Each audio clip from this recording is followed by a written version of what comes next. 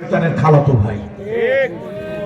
আল্লামা সাঈদী সাহেবের ফাঁসির ব্যাপারে সে যে ষড়যন্ত্র করেছে, এই কুলাঙ্গারকে আল্লাহর কিয়ামতের আগ পর্যন্ত ক্ষমা করা যায় না। আল্লাহ মাঝে মাঝে কঠিন হয়। ইন্না বাতশা রাব্বিকা লাশাদীদ, ইন্না বাতশা রাব্বিকা লাশাদীদ। এই মুসলমান, পৃথিবীতে প্রথম লাইভ ব্রডকাস্ট করেছে পৃথিবীতে প্রথম মুহাম্মদ রাসূলুল্লাহ সাল্লাল্লাহু আলাইহি ওয়াসাল্লাম। মোতার প্রান্তরে রোমকদের বিরুদ্ধে যখন 3000 মুসলমান 1 লক্ষের বিরুদ্ধে যখন যুদ্ধ করছিল, আল্লাহ নবী মসজিদে নববীর মেম্বারের উপর বসেছিলেন। রাসূলুল্লাহ চোখ দিয়ে দরদর করে পানি পড়ছে, আর একটার পর একটা ঘটনা রাসূলুল্লাহ এই টেলিভিশনের পর্দার মতো দেখে দেখে বলতেছে, সাহাবীরা কেঁদে ভেঙে পড়ছে। রাসূলুল্লাহ যখন বললেন আমার জাফর বিন আবী তালেব শহীদ হয়ে গেছে, তার ঘরের মধ্যে তার স্ত্রী তার বাচ্চাগুলি কাঁদতেছে। রাসূলুল্লাহ বললেন, যাও তাড়াতাড়ি যাও, ওই মহিলাদের কান্নার আওয়াজ কমাতে বলো, আমি সহ্য করতে পারতেছি না, কান্নার আওয়াজ নিচু করতে বলো। রাসূলুল্লাহ মিম্বারের উপর দাঁড়িয়ে বলছেন, এই যে আমার জাফরের হাত কাটলো, এই যে আরেকটা হাত কাটলো, এই যে আমার জাফর ঘোড়া থেকে পড়ে গেল, এই যে গর্দানের উপর কোপ দেওয়া হলো, আমার জাফর কাটা এই কল্লাটার ভিতরে কালেমার পতাকা কান্নায় ধরে উঁচু করে রাখতেছে। নবী যেভাবে বলতেছে, আর সাহাবীরা কেঁদে কেঁদে মদিনায় যারা ঝাঁঝার হয়ে যাচ্ছে। মুসলমান কখনো সংখ্যার বলে বলিয়ান হয়নি, ইমানের বলে বলিয়ান হয়েছে। তো এটা হলো ইমানিক দায়িত্ব। অনেক মুসলমান আছে নামে মুসলমান কিন্তু মুনাফিক।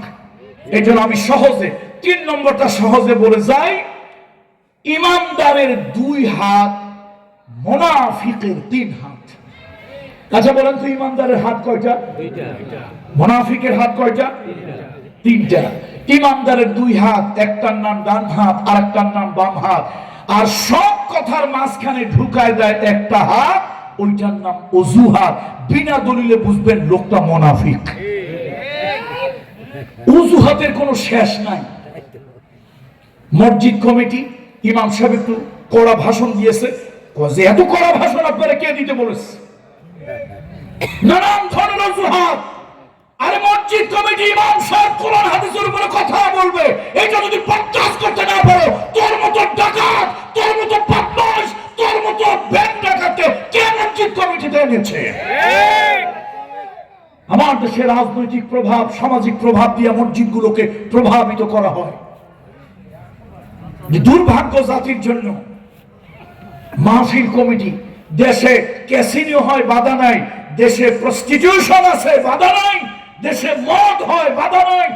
যত মাথা ব্যথা তফসির মাহফিলের নাম শুনলে গ্রামে কিছু সামসা কাকলাস আছে, ওই যে ইব্রাহিমের অগ্নিকুণ্ডগুলোতে ফু দিয়েছিল, এরকম দেশ গ্রামে এরকম কিছু নেতার কিছু সামসা আছে। এই সামসা গুলোর কাছে সার সার করতে করতে মুখের ফেরা তুলে ফেলা লাগছে। এখন সামসা গুলি কই? কোথায় গিয়েছিস? একটা তাফসীর মাহফিল বাংলাদেশে শান্তিতে করতে পারি না। এই জন্য মাঝে মাঝে আমাদেরও দোষ আছে, আমরা বেশি সুফিসাব হয়ে গেছি। এত সুফিসাব হওয়া এটা ইসলামের কাজ না। মাঝে মাঝে একটা কিতাব দিতে হবে, কিতাবটার নাম হলো কিতাবুল ফিদা। কিতাবটার নাম কি? এই কিতাব দিলে কিছু লোক শান্তি হয়।